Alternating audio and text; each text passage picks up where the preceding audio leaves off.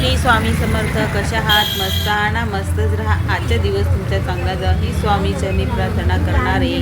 बघा, आपण माऊलींचं दर्शन करण्यासाठी निघालो आहेत. जाऊबाई आहे, आई आहे आणि ननंदबाई आहेत. आपली बुधवारी नवीन घराची पूजा होती मार्गशीर्ष महिन्यात आणि शेवटचा गुरुवार होता. त्या दिवशी एकादशी होती आणि बुधवारी एक दिवस अगोदर आपल्या नवीन घराची पूजा होती आणि गुरुवारी एकादशी होती. मग एकादशी आम्ही सकाळी स्वयंपाक वगैरे करून दुपारी 12 वाजता माऊलींचं दर्शन करण्यासाठी निघालो होतो. म्हटलं चला एकादशी आहे तर आपण माऊलींचं दर्शन घेऊया, कारण की दूरदूरचे भाविक दर्शनासाठी आलेले असतात. आणि ननंदबाई, जाऊबाई, आई ह्या पण खूप लांबून आलेले होते गावाकडून. आमचं गाव म्हणजे धुळ्याकडचं आहे, तर धुळ्याहून म्हणजे 400-450 किलोमीटर इथून पुण्याहून.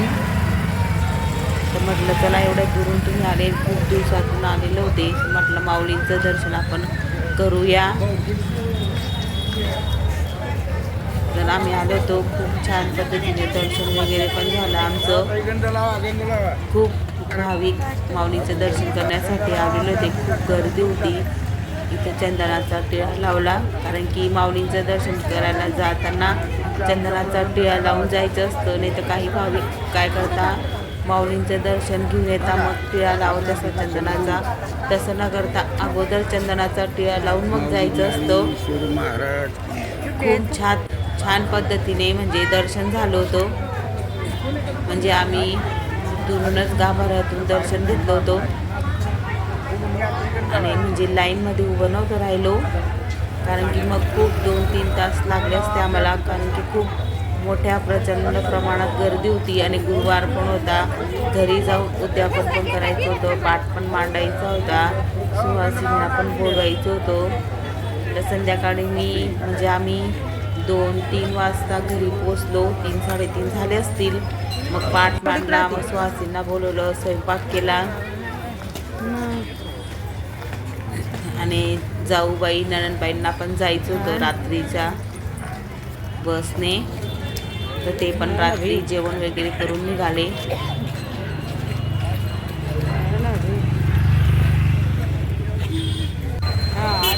इथं गजरे पण घेतले होते आम्ही.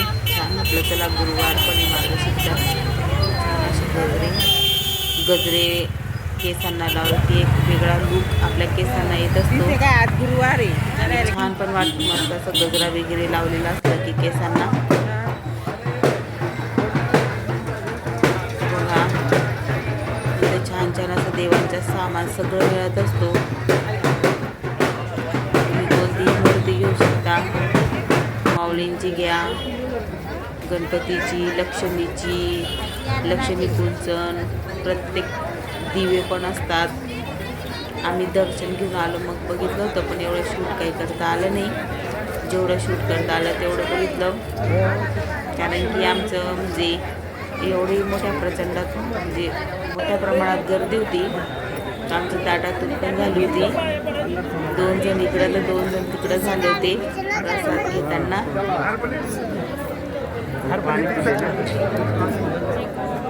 ठीक आहे, मोबाईल असतो तर मग पटकन बोलता येतं, पटकन कुठे काय.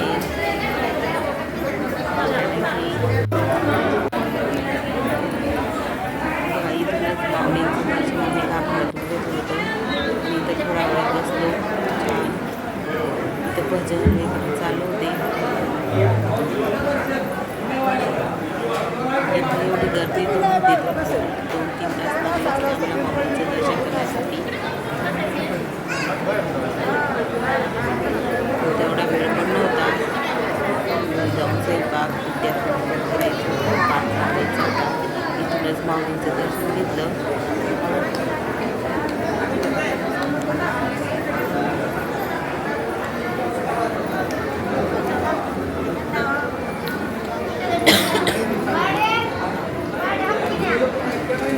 छान वाटत असतं.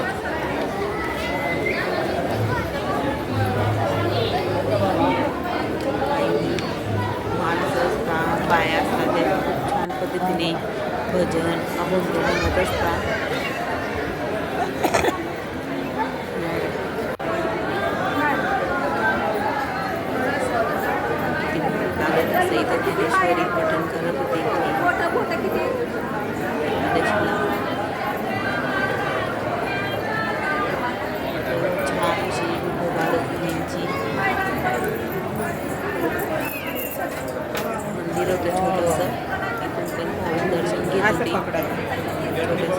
मंदिर आहे. आणि इथं अजान म्हणून एक वृक्ष आहे, 800 वर्षापासून येते. तर आळंदीला आलं तर त्या अजान वृक्षाचं दर्शन घेतल्याशिवाय जायचं नाही तर तुमचं आळंदीचं दर्शन म्हणजे पूर्ण होणार नाही.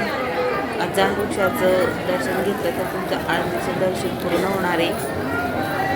800 वर्षापासून ते झाड आहे, जे काहीच झालं नाही आहे. बघा भाविक जात आहे, ते आपण मी पण दर्शन देते तुम्हाला. मला पण माहीत नव्हतं, मी 2-3 वेळेस आळंदीला गेली. म्हटलं चला इकडं काय बघू आपण. म्हटलं काढू का फोटो तुमचा? पठण चालत होती, खूप भाविकांची इथं गर्दी होती. म्हटलं इथं काय बघू. तर मला पण तेव्हाच कळलं की हे अजान वृक्ष 800 वर्षापासून आहे.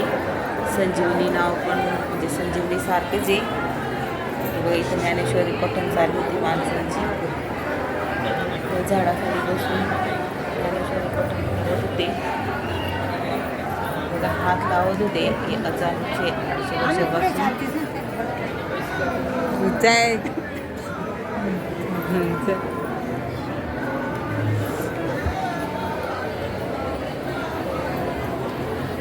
प्रत्येक जण या झाडाला हात लावत असतो, मात एक होत असतो. दाखवते हे वृक्ष आहे.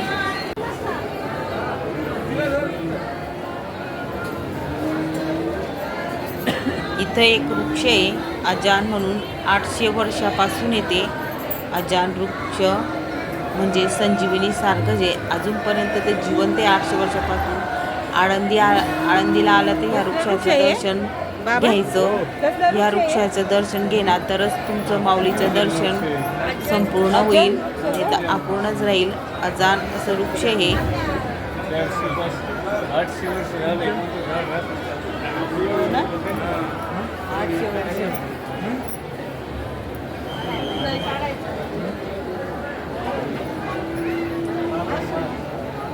अजान वृक्ष